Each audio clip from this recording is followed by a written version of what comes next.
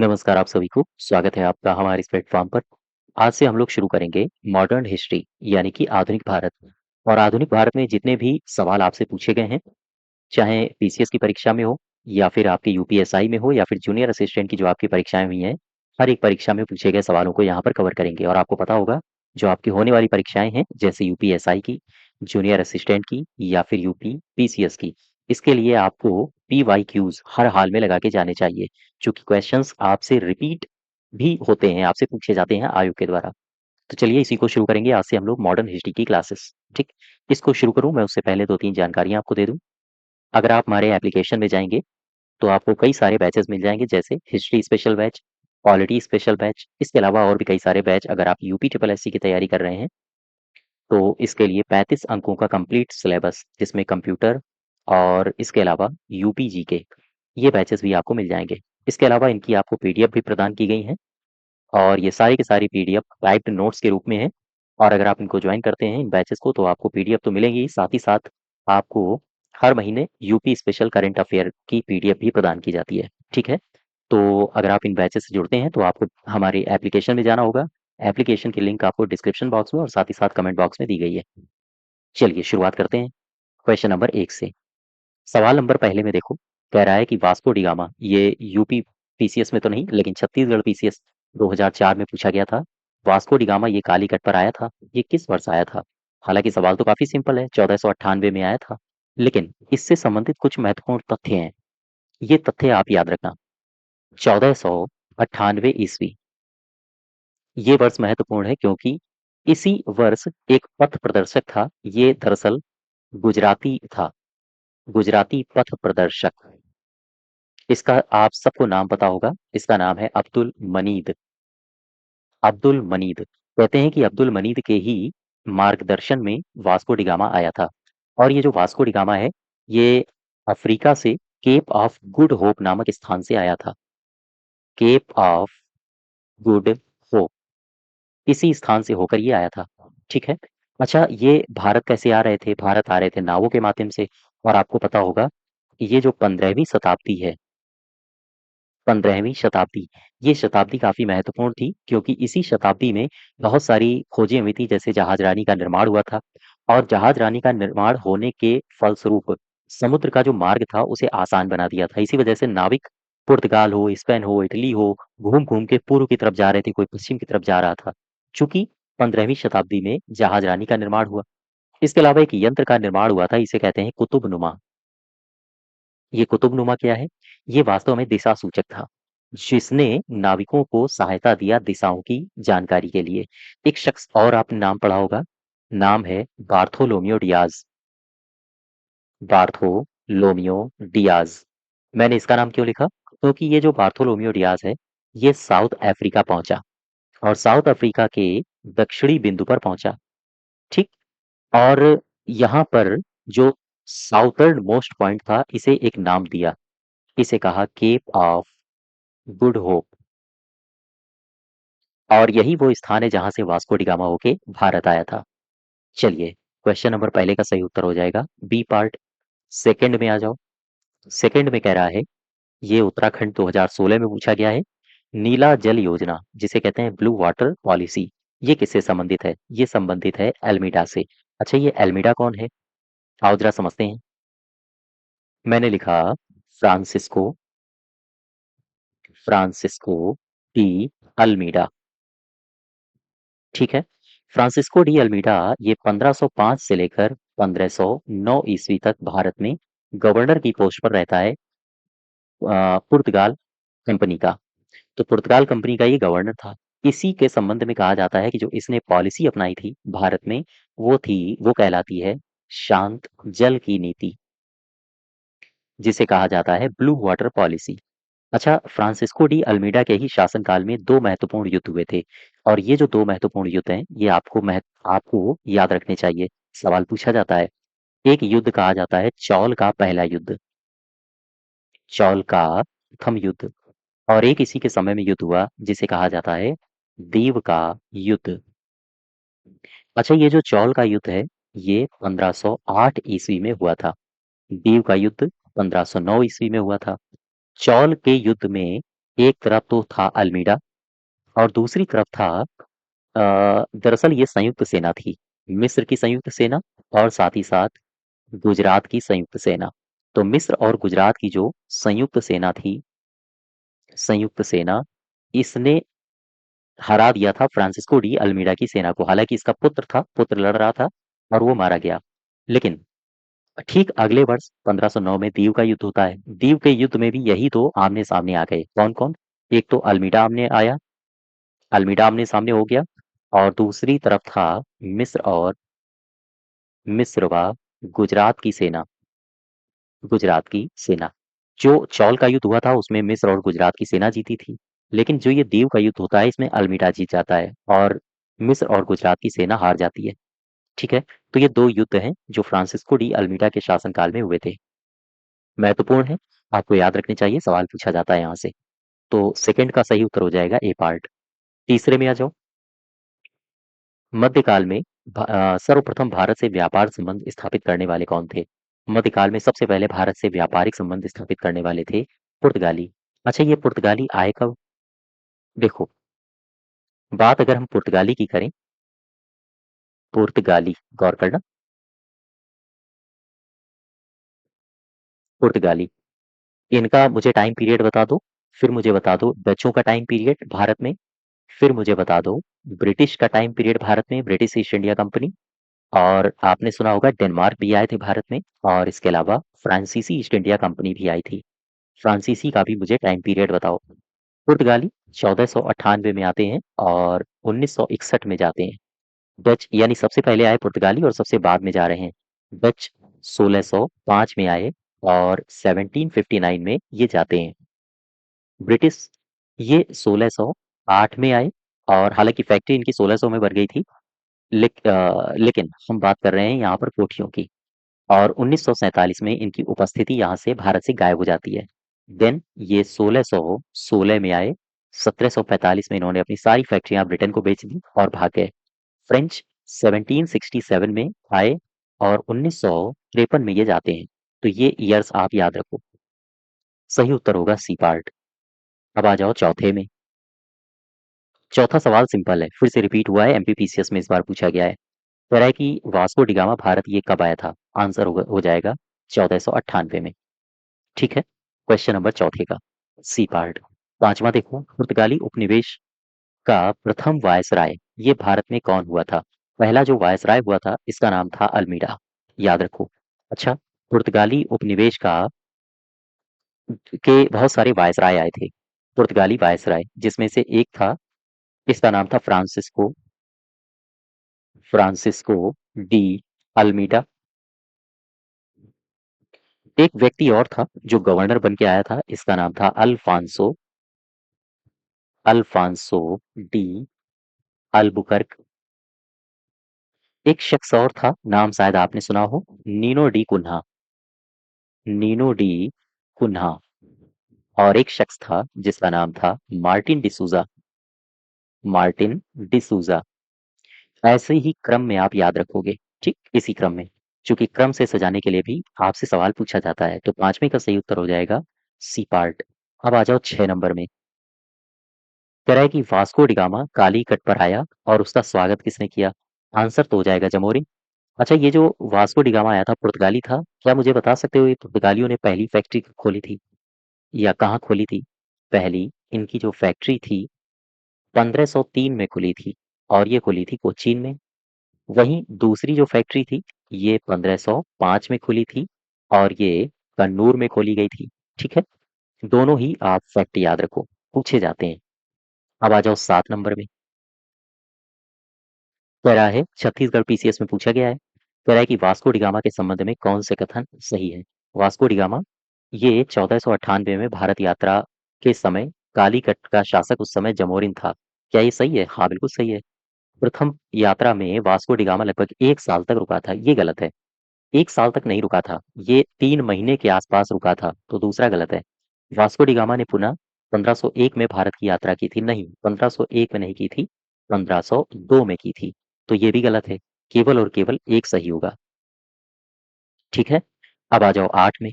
सूची 1 और सूची 2 को मिलाइए। यहाँ पर आओ। कुछ समुद्री यात्री हैं और ये किस देश से निकले हैं ये पूछ रहा है आपसे। वास्को डी गामा ये पुर्तगाल से निकला है, कोलंबस स्पेन से निकला है, कुक और तस्मान। अब इन दोनों में मुझे बताओ कैप्टन कुक कहाँ से निकला? दरअसल ये इसने ऑस्ट्रेलिया की खोज की थी और ये निकला था ब्रिटेन से। तो चौथा सही होगा। तस्मान हॉलैंड से संबंधित है। अब इसी प्रकार से आप मैच करा लेना। ठीक है, अब आ जाओ नाइन्थ में। कह रहा है निम्नलिखित में से ये दिए हैं विकल्प और इनमें से सही उत्तर का चयन करो। अल्फांसो डी अल्बुकर्क ये पुर्तगाली वायसराय था, लेकिन याद रखिएगा अल्फांसो डी अल्बुकर्क ने 1510 में गोवा को छीना था। तो चौथे से मैच होगा ये। नीनो डी कुन्हा ने क्या किया? डी कुन्हा ने पुर्तगाली जो हेडक्वार्टर को कोचीन से गोवा स्थानांतरित किया था। तो इसका हो जाएगा पहला। फिर सी में आओ। पेड्रो अल्बेज कैब्राल ये 1500 में इसके नेतृत्व में अभियान भेजा गया था भारत में, और फ्रांसिस्को डी अल्मीडा इसकी नीति को ब्लू वाटर पॉलिसी कहा जाता है। तो नाइन्थ का अब आप मैच करा लेना। ठीक है, क्वेश्चन नंबर 10 में आ जाओ। सूची एक और सूची दो को मिलाइए। बिहार पीसीएस 2023 में पूछा गया और सिंपल सा सवाल है। आओ जरा समझते हैं। कोलंबस इसका जन्म कहाँ हुआ? क्रिस्टोफर कोलंबस ये पूछ रहा है आपसे, है ना? पुर्तगाल है, या फिर यूनाइटेड किंगडम है, या फिर इटली है, या फिर फ्रांस है। दरअसल देखो, कोलंबस इसका संबंध है स्पेन से। अब जरा एक बात समझो, ये जब अमेरिका की खोज के लिए निकलता है, हालांकि भारत के लिए बोल के निकला था लेकिन कर बैठा अमेरिका की खोज।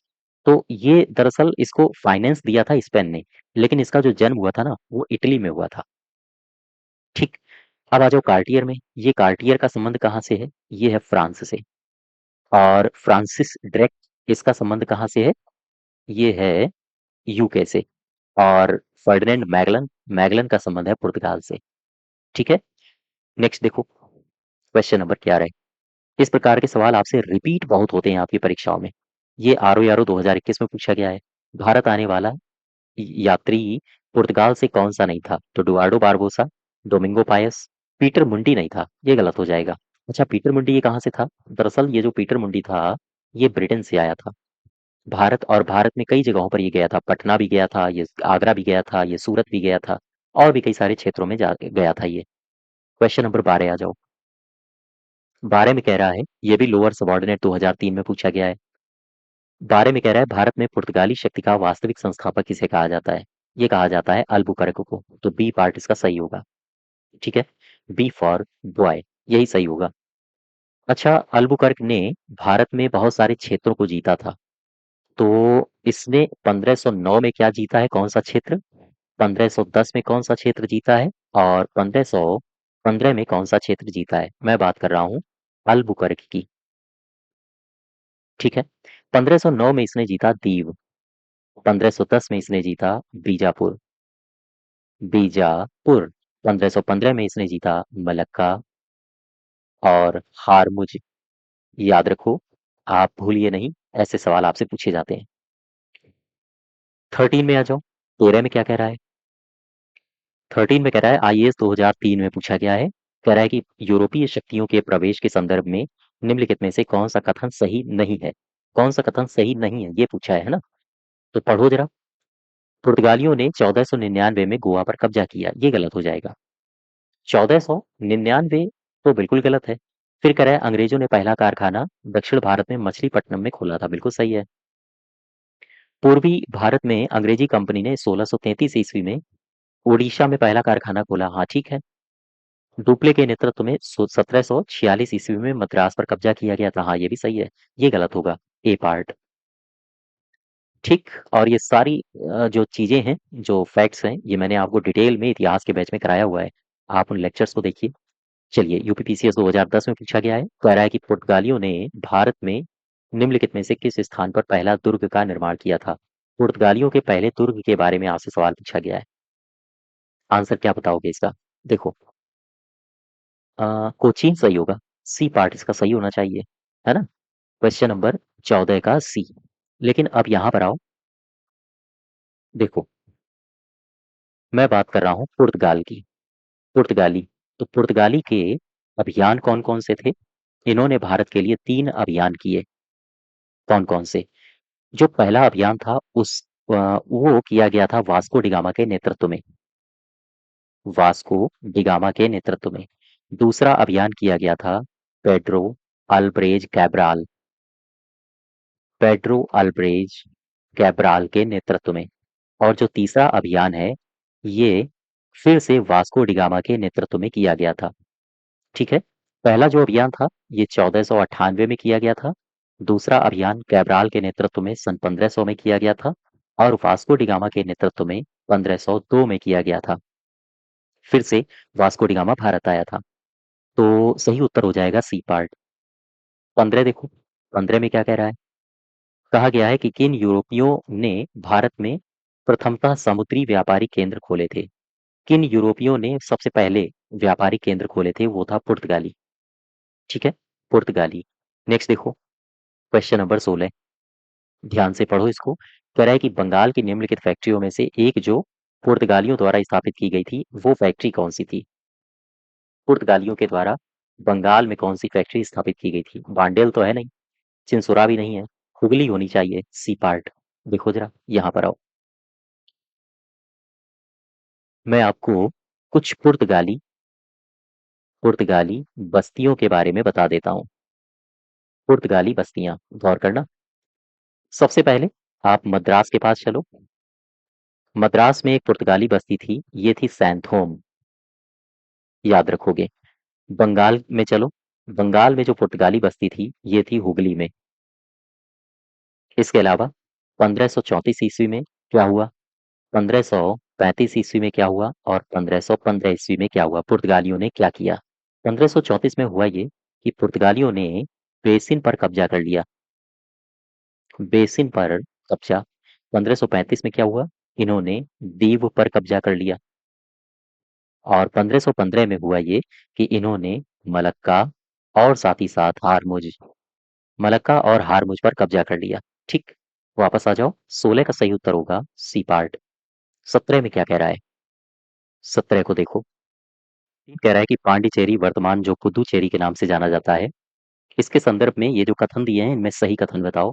पांडिचेरी पर कब्जा करने वाला जो पहली यूरोपीय शक्ति थी वो पुर्तगाली थे। क्या ये सही है? हाँ, बिल्कुल सही है।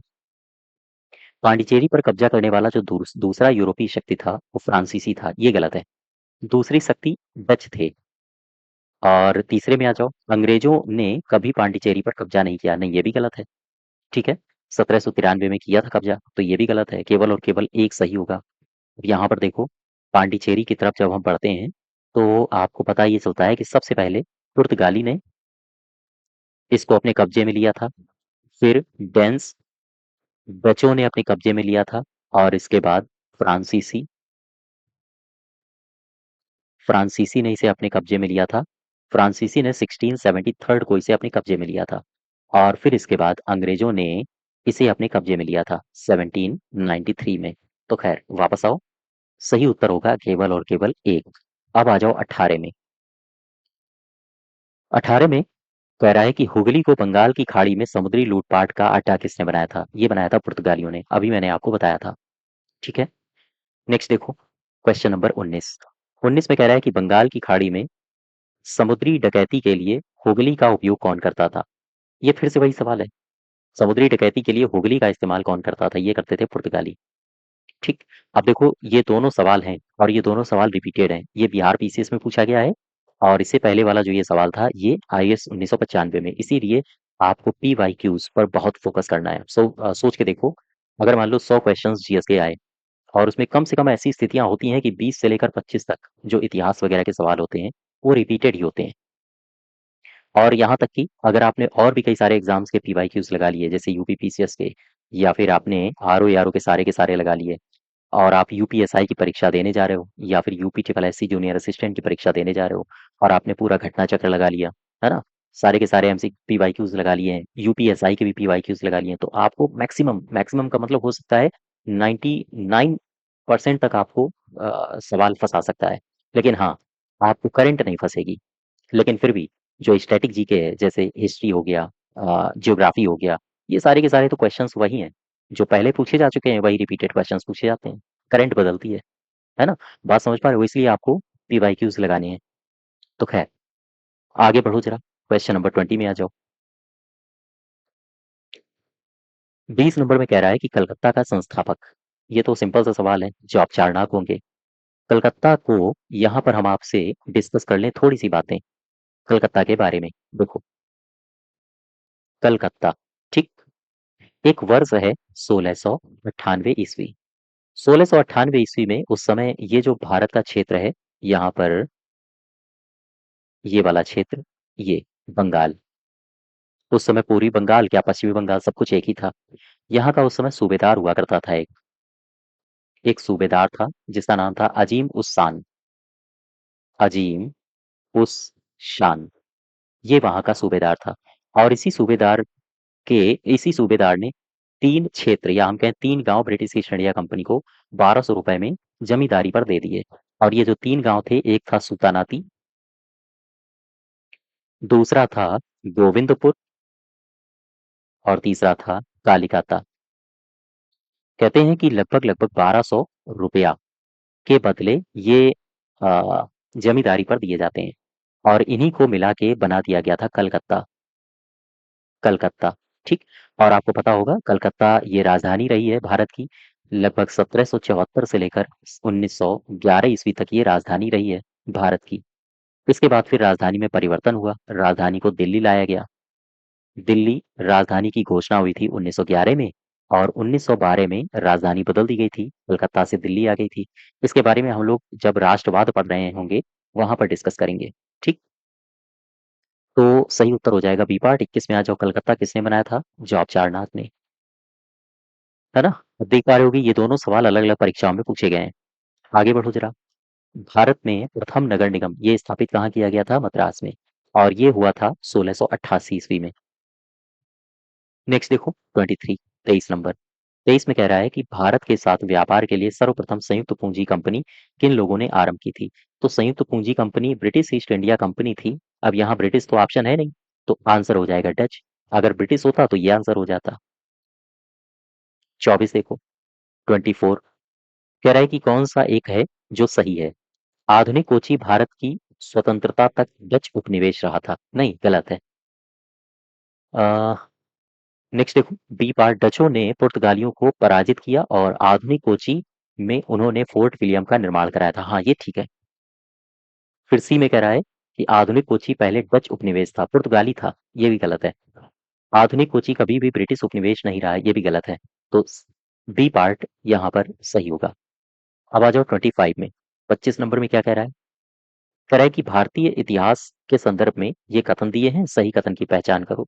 डच लोगों ने पूर्वी तटीय क्षेत्रों में गजपति शासकों के द्वारा प्रदान की गई जमीनों पर अपनी फैक्ट्रियां या गोदाम स्थापित किए। देखो, डच के समय गजपति शासक नहीं थे, इनका पतन हो चुका था 16वीं शताब्दी में ही, तो ये गलत हो जाएगा। अल्फोंसो डी अल्बुकर्क ने बीजापुर सल्तनत से गोवा को छीन लिया था। हाँ, ठीक है। ईस्ट इंडिया कंपनी ने मद्रास में विजय नगर साम्राज्य के एक प्रतिनिधि से पट्टे पर ली गई जमीन के एक प्लॉट पर फैक्ट्री स्थापित की थी। हाँ, ये भी सही है। 2 और 3 सही होगा, बी पार्ट।